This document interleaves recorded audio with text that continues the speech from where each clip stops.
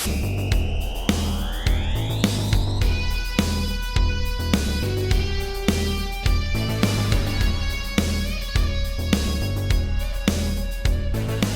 I'm already starting off this review unorthodox. I just gotta say, how is it possible you've got a guy with $1 million movie create something that, in my estimation, was more compelling, thought-provoking, and, like, intense than some of these massive budget films? To me, it's dawning on me as a movie fan and as a horror fan. If you give talented people room to let them create what's in their head with a good script and good actors, it seems so simple when you just get out of the way. You got talented people, let them do their thing. God bless A24. I couldn't imagine if the studio wasn't around right now. So that's the start of this review. But guys, I just got out of Pearl, and I gotta say, it's amazing. I mean, I'm probably gonna echo reviews that you've already heard if you've been going down a Pearl review rabbit hole. It's not really gonna be much in the way of spoilers. Look, the bottom line is it's a prequel, so we know what ends up happening after this, because X is obviously the sequel to this movie. But Mia Goth was just absolutely fantastic, you know. So it takes place in 1918, and she's living on that farm that we see in the movie. And I thought that was interesting. I was like, huh, is this her childhood home? And then she ends up staying here with her husband, and we learned that her husband's away at the war at the time, and she's living with her mom and basically her invalid father.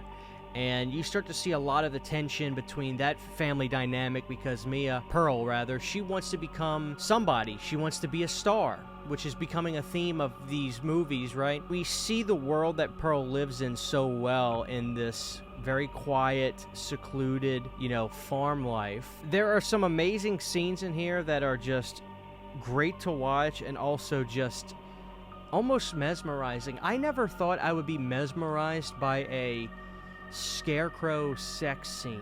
Yeah, but it's like so good. It sounds so weird to say, but it was so visually stunning. It made sense for the character. You gotta understand, this is 1918 at the time, so like this poor girl, she's got nothing.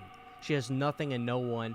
You get to really see that Pearl was just this girl that wanted to be somebody, and unfortunately she couldn't really get to do that too much with her living situation. I really don't want to go too far into the story, but obviously we're going to see the decline with the family dynamic, and Pearl wanting to be somebody and go do this dance audition, and her mom finding out about it, and things taking a horrible turn from there. Havoc ensues in this farmhouse.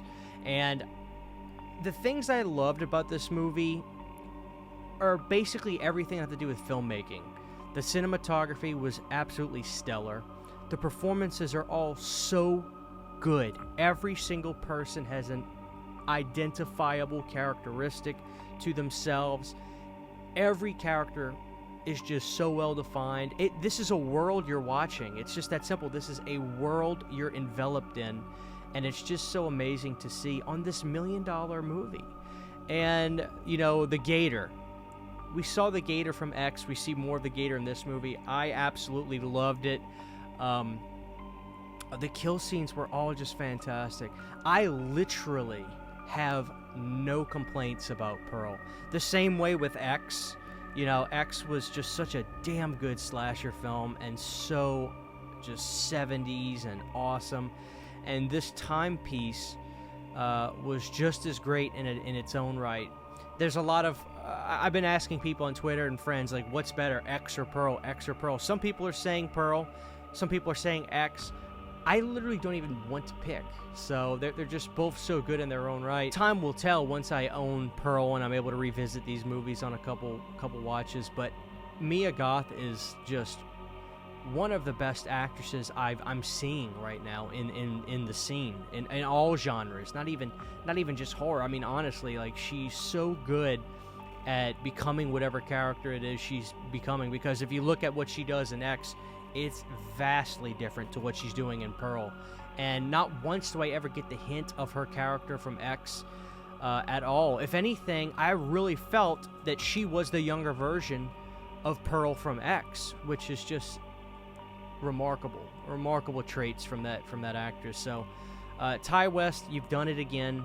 I don't know how you keep doing it, but obviously we got Maxine coming out, which is going to be a sequel to X. It takes place in the 80s. That'll be something to see. Can't wait for that. And I really feel that he's probably going to show the 80s in a really less Hollywood way, you know, not sensationalized, probably really gritty and, you know, Sunset Strip stuff maybe that we'll see. So I don't know. Irregardless, I'll say, guys, Pearl, go see it in the theaters. Support this movie in the theaters. Buy this movie on physical media without question. I'm already telling you now, get it.